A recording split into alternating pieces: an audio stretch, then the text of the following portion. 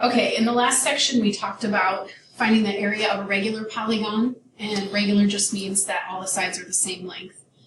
The formula that we know is A is equal to 1/2 times S times A times N, where S is the side length, A is the apothem, and N is the number of sides. And remember, the apothem cannot go to a corner. Apothem has to go from the center of the figure, and it has to be perpendicular to a side. So you're always looking for that little right angle, and you're looking for it to go to the midpoint of the opposite side instead of going to a corner. So this is not an apothem, and this is not an apothem. All right, so in this figure we can see that in this figure we can see that there are 1, 2, 3, 4, 5, 6, 7, 8 sides. So in this case, n is equal to 8. So all we have to do is just substitute these numbers into their correct variables in the formula. S is 5.3, A is 6.4, N is 8. And if we multiply all of those together, we get 135.68. We're going to round to the nearest tenth, so 135.7. We're working with a unit of inches, so we can label this as inches squared.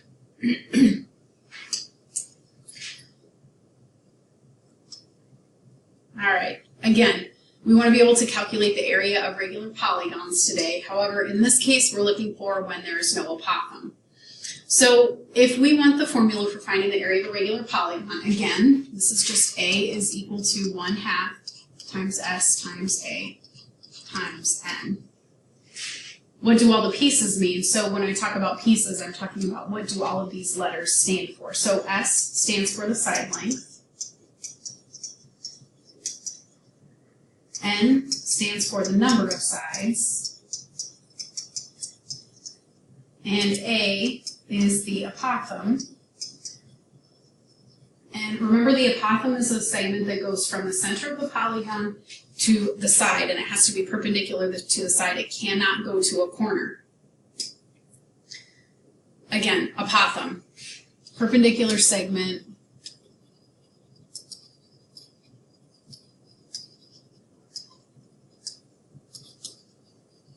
from the center to a side. What's important to remember about the apothem? It cannot go to a corner.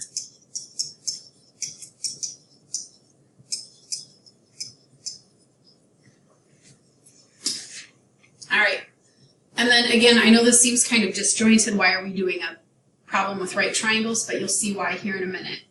So if we have a right triangle and we need to figure out what this missing piece is right here, that's the Pythagorean theorem, which is a squared plus b squared equals c squared.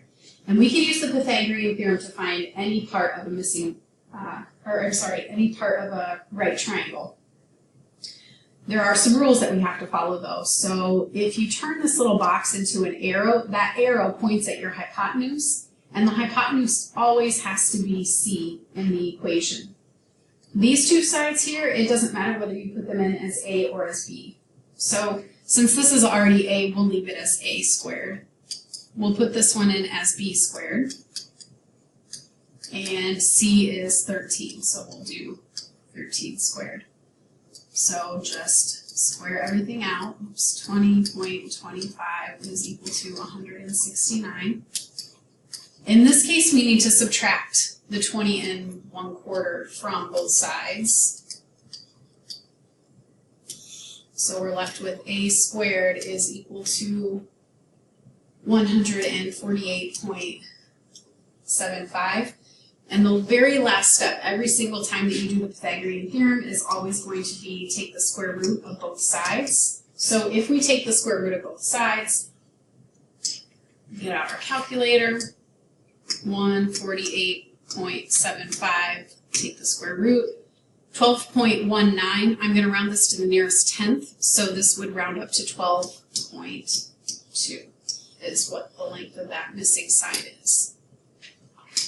So the reason that we're doing this is because we now have a figure that we want to find the area of, but we don't have an apothem. So here's how we're going to attack this problem. We're going to take and we're going to put a point halfway at the halfway point of this segment right here. And we're going to draw in and label our apothem. I'm going to set up the formula first before I do any calculations, because I find that it's easier to plug the pieces in here and then do the apothem last, rather than save this for the last step. So P stands for perimeter. So in a figure, we know that the perimeter is the distance all the way around the outside edge. So if there are 6 sides in our figure, and we know that all of the sides are the same length, we can take the perimeter divided by the number of sides, and that will tell us what our side length is. So in this case, we would take 120 divided by 6, and each one of our sides is equal to 20. So this is our value for S. So we can take this S and we can put a 20 in its place. And we know that there are 6 sides, so we can put 6 in its place. The only one that we are missing now is the apothem. So here's how we are going to find the apothem. We know that this whole side length over here is 20. In order to find this apothem, we have this triangle, this right triangle that we're going to use now. But we need to know at least 2 sides of this right triangle to find the apothem. So we need to know this little chunk right here. Well, if the whole distance across here is 20, then this distance right here is going to be half of that. So this distance is 10. So we now have this right triangle with our apothem over here. This base is 10, and our hypotenuse is 16. So in the last problem that we just did, we talked about finding the hypotenuse, and this is always going to be C in our Pythagorean theorem. So again, we're going to use that Pythagorean theorem, a squared plus b squared equals c squared, to find out what our apothem is. So we're going to keep the a squared where it's at. We're going to put 10 in for b, and we're going to put 16 in for c. And then again, a squared plus 100 is equal to 256. Subtract the 100 from both sides. A squared is equal to 156. And last step of the Pythagorean theorem every time is to take the square root. So 156 square rooted is 12.48, so that's going to round up to 12.5. Now that we know what the apothem is, we can plug that into our formula.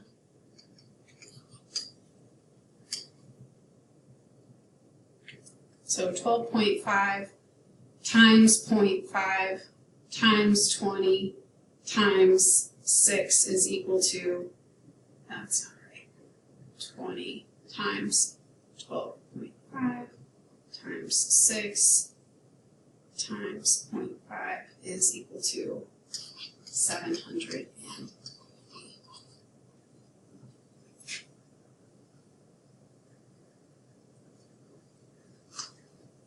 All right, next one. Again, we're going to start by writing out our formula and plugging in the pieces that we already know. So we know in this case that our side length is 3. Sorry, that's not correct. We know that our n, number of sides, is 3. And we know that we can find the side length just by taking our perimeter, dividing it by the number of sides, and that will tell us what our side length is. So we can plug that in for S, and now we're going to start working on finding the apothem. So again, we're going to draw this apothem in, and we know that the whole side length of this triangle is equal to 13, but in order to find, I'm going to change this so it's out here. In order to find our apothem, we only need this little piece right here. Remember, this is half the distance of the side, so we take 13 divided by 2, and that gives us 6.5. So now we have our new triangle, 6.5 here, A here, 18 here. Again, your arrow is going to point directly at your hypotenuse, which we know has to be C. So we're going to do a squared plus 6.5 squared is equal to 18 squared.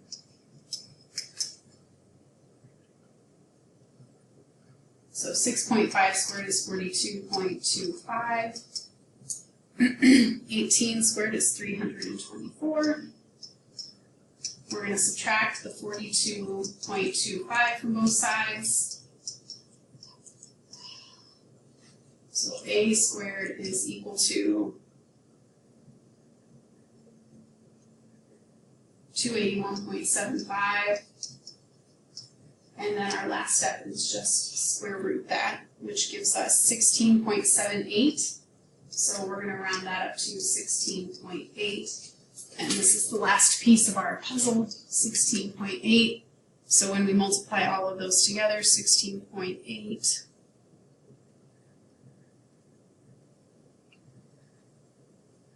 times 13 times 3 times 0.5, we get 327.6. And again, we don't have a unit on this one, so we're just going to leave our area without a unit. All right, one last one.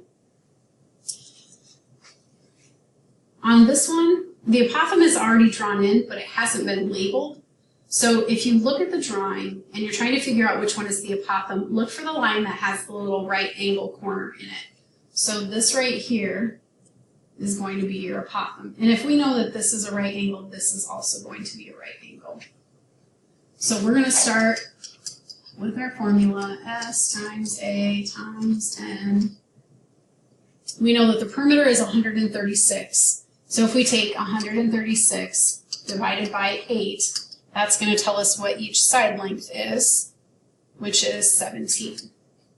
So S is 17, N is 8, and all we need to figure out is what is the length of that apothem, and then we can find our area. So we know that the whole side length here is 17, but the triangle that we're working with is this triangle right here. So we know that this is half of 17, so that would be 8.5. So now we have our triangle.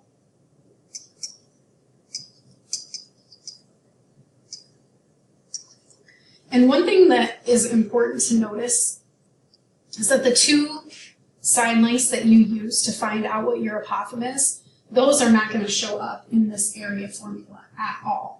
Their only purpose is to help you find out what the apothem is, and once you found the apothem, then you can cross those off. Their job is done. You can send them home. So again, we're going to do a squared, and again, our hypotenuse is the one that goes from the center to the corner, so this is our C. A squared plus 8.5 squared is equal to 12 squared. A squared is equal to plus 72.25 is equal to 144. So if we subtract the 72.25 from both sides, we get a squared is equal to 71.75. And the last step is always just to take the square root. And we get 8.47. So we're going to round that up to 8.5. Again, we're going to plug this in here. So we get 8.5 times 8 times 17 times 0.5 is equal to 578.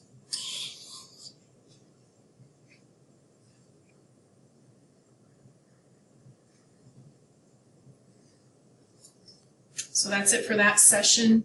The next one we'll look at is area and circumference.